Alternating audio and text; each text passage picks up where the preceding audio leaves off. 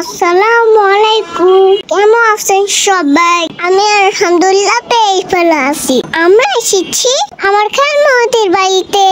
আমি আমার প্রিভিয়াস ভিডিওতেই আপনাদের সঙ্গে শেয়ার করেছিলাম যে বাবার বাড়িতে বেড়াতে গিয়ে তারপরের দিনই আমরা আমার বড় বোনের বাড়িতে বেড়াতে চলে যাই। আর সেখানে দুপুরে খাওয়া দাওয়া করার পরে আমার বড় বোনের হাজবেন্ড আমাদেরকে অফার করে ঘুরতে যাওয়ার জন্য। তো আমরাও ঝটপট রেডি হয়ে বের হয়ে পড়ি। আর গ্রামের রাস্তার চারপাশের সবুজ সুন্দর প্রকৃতি দেখতে দেখতে আমরা চলে যাই আমাদের গন্তব্যস্থলে। আর ওই দিন আমরা ঘুরতে গিয়েছিলাম মুকসুদপুর রেলওয়ে স্টেশনে, যার কাজ পুরোপুরি শেষ হয়ে গিয়েছে, কিন্তু স্টেশনটা এখনো চালু হয়নি। সবকিছু ঠিকঠাক থাকলে এই জুলাই মাসেই চালু হয়ে যাবে ইনশাল্লাহ। খুব ছোটবেলায় একটা কবিতা পড়েছি, ট্রেন চলেছে রাত দুপুরে ওই, ট্রেন চলেছে ট্রেনের বাড়ি কই। ট্রেনের নির্দিষ্ট কোনো বাড়ি না থাকলেও এখন থেকে সে আমাদের মুকসুদপুরের লখেরচরের অতিথি। এখন থেকে ও যখন চলতে চলতে ক্লান্ত হয়ে যাবে তখন এখানে এসে একটু জিরিয়ে নেবে।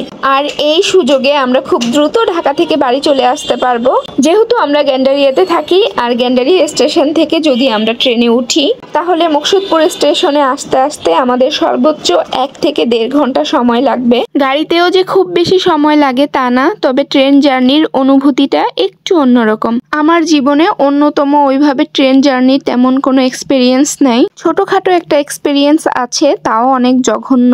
যেহেতু আমরা আগে কখনো ট্রেনে উঠি নাই, তাই আমরা গ্যান্ডারিয়া স্টেশন থেকে এক্সপিরিয়েন্স করার জন্য ফতুল্লা পর্যন্ত যাই, আবার ওখান থেকে গ্যান্ডারিয়াতে ব্যাক করি। ওই ট্রেনটাও খুব একটা ভালো ছিল না, আর আমরা সিটও পাই নাই, দাঁড়ায় দাঁড়ায় যাইতে হয়েছে। তারপরে আমার ওই দিন আবার প্রচন্ড মাথা ব্যথা ছিল। সব মিলে ওইটা একটা প্রচন্ড বিরক্তিকর জার্নি ছিল আমার জন্য। এরপরে আমরা ঢাকা টু মুকসুদপুর জার্নিটা এক্সপিরিয়েন্স করব ইনশাআল্লাহ। যেহেতু মুকসুদপুর রেলওয়ে স্টেশনটা নতুন হয়েছে, তাই মুকসুদপুর এবং এর আশেপাশের এলাকার সবাই মোটামুটি এবার এখানে ঘুরতে আসছে। অনেকে তাদের প্রোফাইলে স্টেশনে ঘুরতে যাওয়ার ছবি আপলোড করছে। তাহলে আমরা আর বাদ যাব কেন বলুন? তো আমরাও চলে এসেছি মুকসুদপুর রেলওয়ে স্টেশন ঘুরে দেখতে। অনেকেই ভাবতে পারেন রেলওয়ে স্টেশন আবার ঘুরে দেখার কি আছে। এটা হচ্ছে আমাদের আবেগ।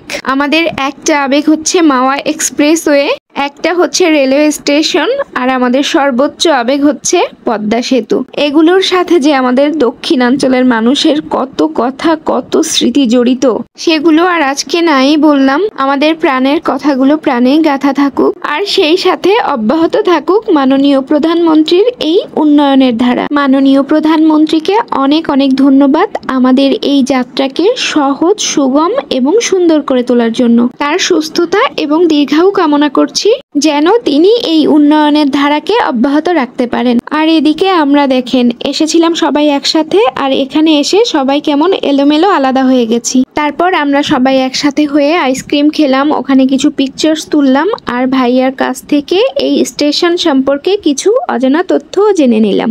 স্টেশনকে নিয়ে যে এরকম একটা আবেগতাড়িত হওয়া যায় মুকসুদপুরবাসী, সেটা দেখিয়ে দিচ্ছে।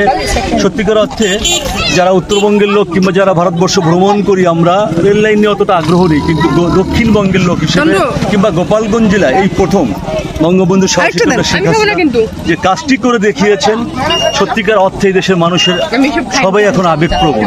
আর একটা পর্যটন স্পটের মতো তৈরি হয়েছে, করলে এরকম একটা পরিবেশ করা যায়।